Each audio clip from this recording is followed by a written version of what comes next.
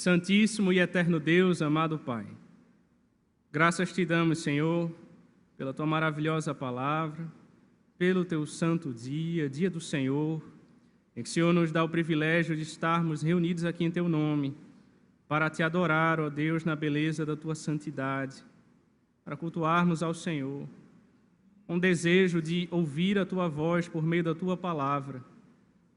Ó Pai, que as palavras que saem dos meus lábios e o meditar do meu coração sejam agradáveis à tua presença.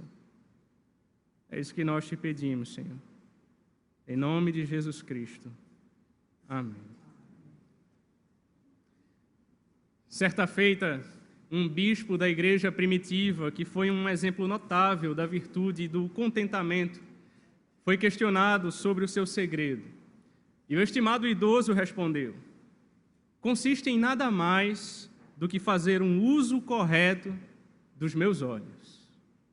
Em qualquer estado que eu esteja, primeiro olho para o céu e lembro que o meu principal negócio aqui é chegar lá.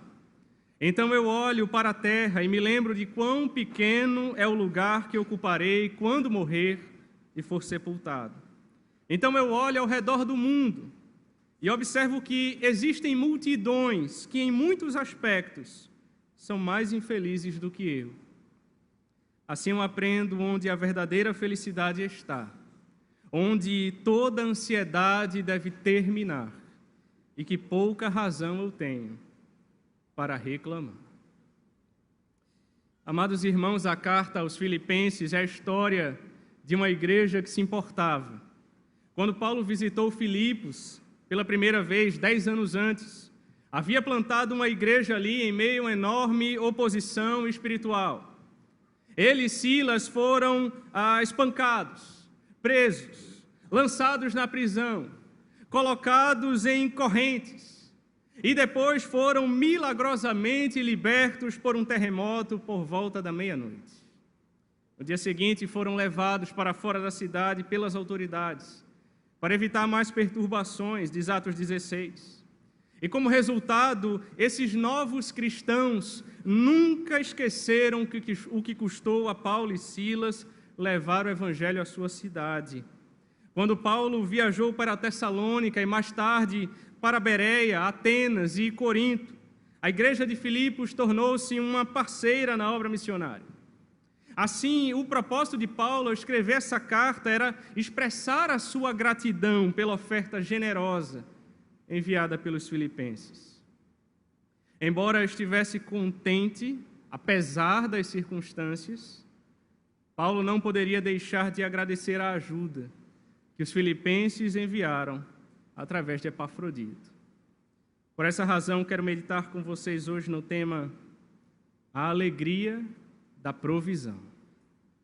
Em Filipenses 4, a partir do verso 14 em diante, a alegria de Paulo transborda de 4 maneiras. Paulo se alegrou com as ofertas recebidas, com a sua recompensa futura, com a suficiência de Deus, e ele se alegrou com todos os santos. Primeiro, Paulo se alegrou com as ofertas recebidas. 2 vezes em sua carta, Paulo expressou a sua gratidão pela oferta que os filipenses haviam enviado por meio de Epafrodito, em Filipenses 2 e no capítulo 4. Porém, depois de ficar algum tempo em Roma e de servir ao apóstolo, Epafrodito voltou para Filipos, levando a carta de Paulo. E nesta carta, como vimos no estudo anterior, estava escrito: digo isto, não por causa da pobreza, porque aprendi a viver contente em toda e qualquer situação. Tanto sei estar humilhado, como também ser honrado. De tudo e em todas as circunstâncias já tenho experiência, tanto de fartura como de fome, assim de abundância como de escassez. Tudo posso naquele que me fortalece. Entretanto, se a carta tivesse terminado nesse ponto, talvez os filipenses teriam concluído que Paulo não precisava nem apreciou a oferta enviada. Assim, para ter certeza de que os filipenses não entendessem mal, Paulo apressou-se a tranquilizá-los e elogiá-los de que fizeram muito bem. Por essa razão, ele disse no verso 14: todavia, fizestes bem, associando-vos na minha tribulação. Em Roma, as pressões surgiram de todas as direções. As autoridades romanas, os judaizantes, os pregadores mal motivados, mal intencionados, que pregavam por inveja e porfia, e as necessidades das igrejas, das quais estiveram ausente por quase 5 anos. Isso é apenas um resumo da tribulação de Paulo. Mas o verbo associar, que aparece aqui, significa tornar-se coparticipante. Significa uma profunda parceria de 2 pessoas indo na mesma direção. É a base do conceito popular de comunhão. No início da epístola, Paulo agradeceu à igreja por sua cooperação no Evangelho desde o primeiro dia até agora. Isto é, a igreja deu riquezas materiais a Paulo e recebeu riquezas espirituais do Senhor.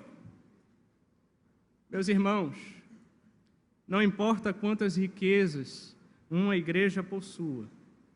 Warren Wiersbe disse: a igreja que não compartilha com outros as suas riquezas materiais é uma igreja pobre.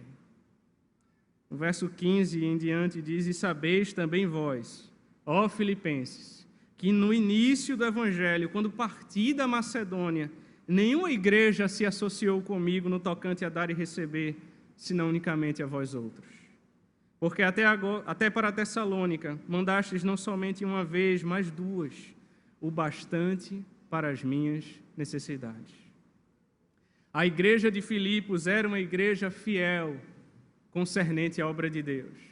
A igreja de Filipos deu suporte financeiro a Paulo, mesmo quando estava ainda na região da Macedônia, no início do processo de evangelização da Europa. Paulo também os elogiou porque o seu apoio foi imediato e consistente. Os filipenses enviaram ofertas em 2 ocasiões diferentes. Mas há ainda um fato importante a destacar. É triste, mas os filipenses foram a única igreja que tomaram a iniciativa de enviar apoio a Paulo. Ele disse: quando parti da Macedônia, nenhuma igreja se associou comigo no tocante a dar e receber, senão unicamente a vós outros. Aparentemente, essas ofertas não foram suficientes para fornecer apoio total, porque Paulo lembra aos Tessalonicenses como trabalhou para suprir as suas necessidades quando estava com eles. Mas desde o início de sua experiência cristã, os filipenses haviam contribuído com a obra de Deus.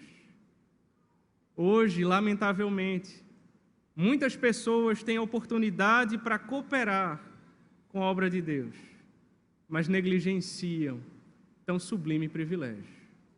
E as igrejas padecem, e a obra anda com dificuldades. E a pergunta que eu e você precisamos nos fazer hoje é: eu tenho sido fiel ao Senhor? Eu tenho cooperado com a obra do Senhor? Jesus Cristo disse: mais bem-aventurado é dar do que receber. Segundo lugar, Paulo se alegrou com sua recompensa futura. Verso 17. Não que eu procure o donativo, mas o que realmente me interessa é o fruto que aumente o vosso crédito. Paulo aqui revela a grandeza de seu coração.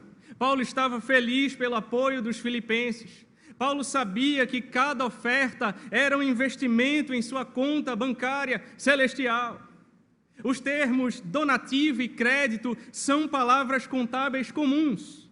Paulo está dizendo que quando você investe na obra do Senhor, você está colocando crédito em sua conta no banco celestial com dividendos eternos.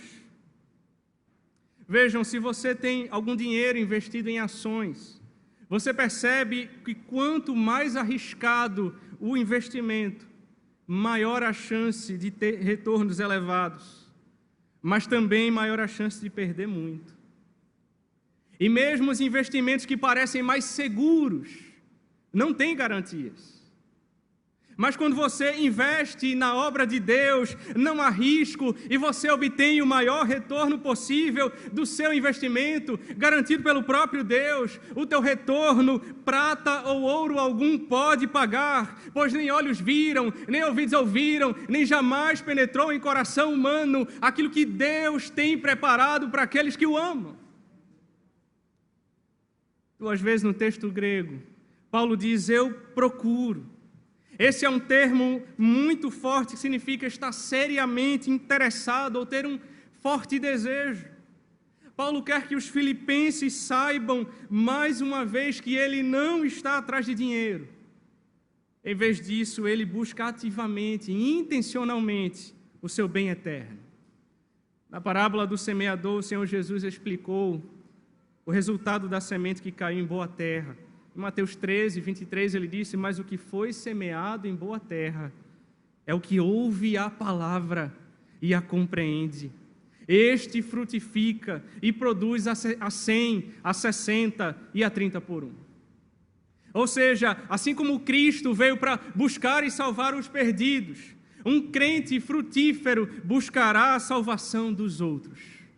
O que realmente me interessa é o fruto que aumente o vosso crédito.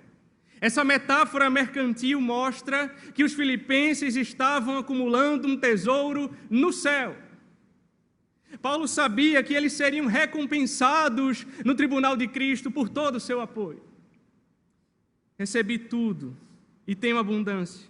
Estou suprido, desde que Epafrodito me passou as mãos o que me veio de vossa parte como aroma suave, como sacrifício aceitável e aprazível a Deus.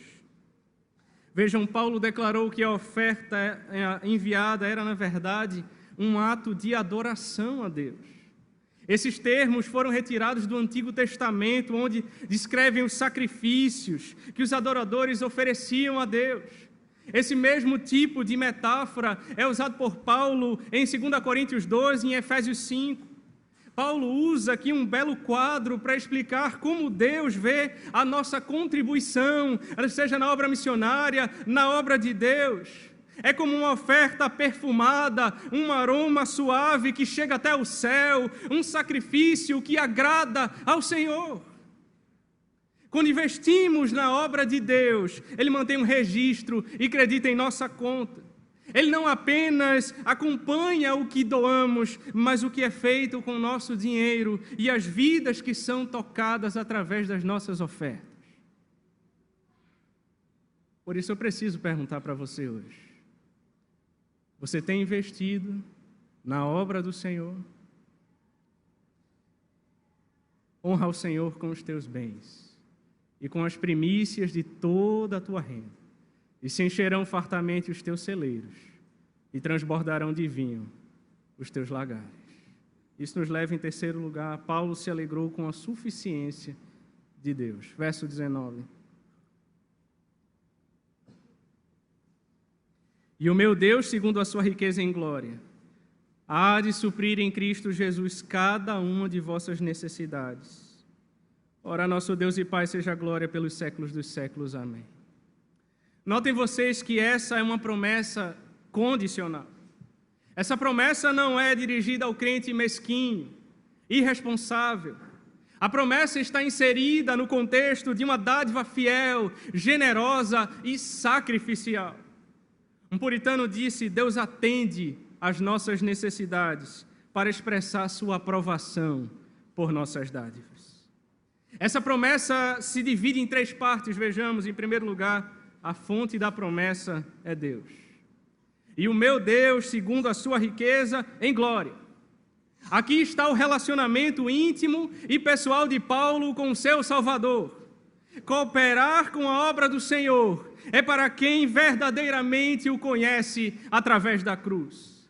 Se você o conhece como meu Deus, então o privilégio de ofertar e a promessa da fidelidade de Deus se aplicam a você. Em suma, quando Paulo diz, meu Deus, ele quer que lembremos que o mesmo Deus que operou todos os milagres, poderosos milagres na Bíblia, é o mesmo Deus que faz essa promessa extraordinária. O mesmo Deus que abriu o mar ao meio e fez o seu povo passar a pé enxuto. O mesmo Deus que livrou o seu povo. O mesmo Deus que fez sair água da rocha. O mesmo Deus que fez chover pão do céu. É o mesmo Deus que cuida de você hoje. Em segundo lugar, a suficiência da promessa. Ele há de suprir em Cristo Jesus cada uma de vossas necessidades. Amados irmãos, Deus conhece cada uma de vossas necessidades. O salmista, no Salmo 139, disse: Senhor, Tu me sondas e me conheces. Sabes quando me assento e quando me levanto.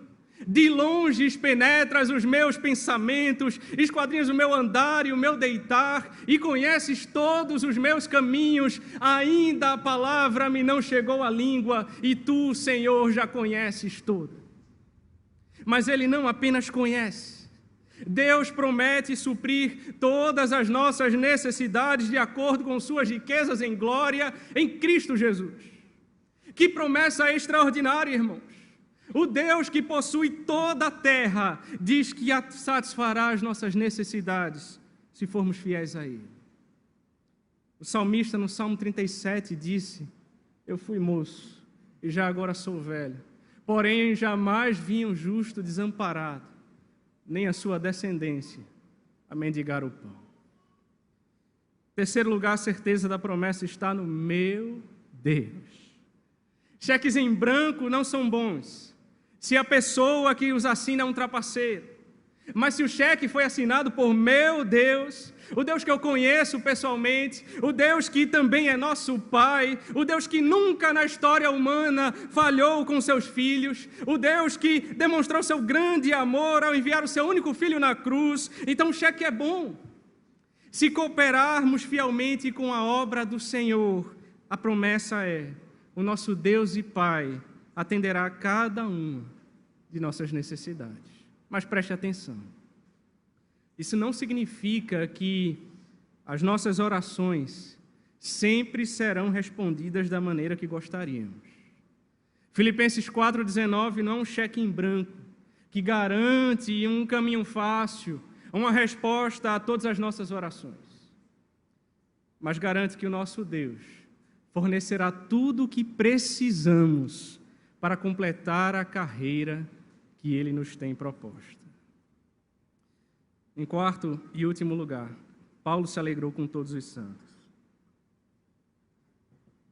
Note comigo que nos versos 20 a 23, Paulo encerra a carta com a doxologia a Deus. Paulo encerra a carta com louvor a Deus.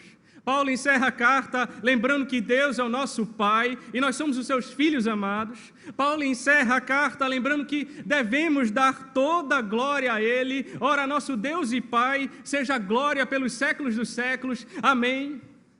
Mas Paulo também termina a carta com várias saudações e uma bênção. Primeiro, saudai cada um dos santos em Cristo Jesus. Ele falou a toda a igreja como um todo, mas agora ele se lembra de cada crente individualmente. O termo santo, hagios em grego, refere-se a alguém que foi separado do pecado para Deus. Cada cristão posicionalmente é um santo. Os santos são aqueles que estão em Jesus Cristo através da sua morte sacrificial na cruz. Jesus Cristo separou os crentes para Deus e os tornou santos. Ao chamar os filipenses de santos, Paulo os lembrou que deviam viver como aqueles separados do pecado para a justiça.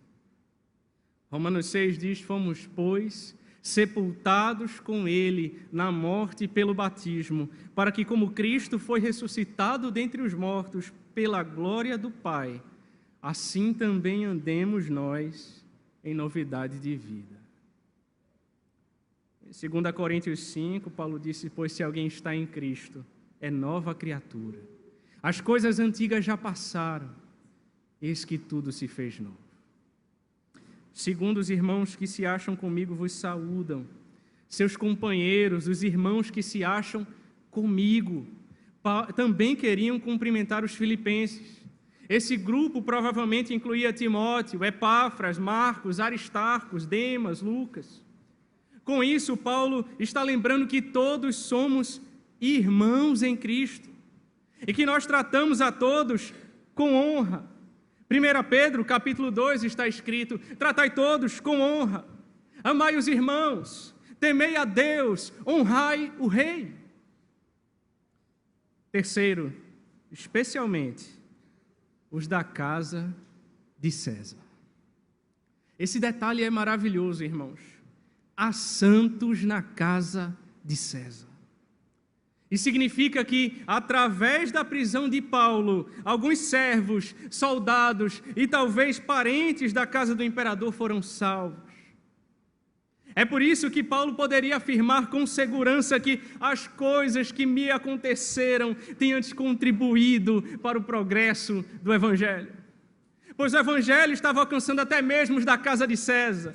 Até mesmo aqueles que colocaram Paulo numa prisão, Deus estava transformando o coração daqueles homens.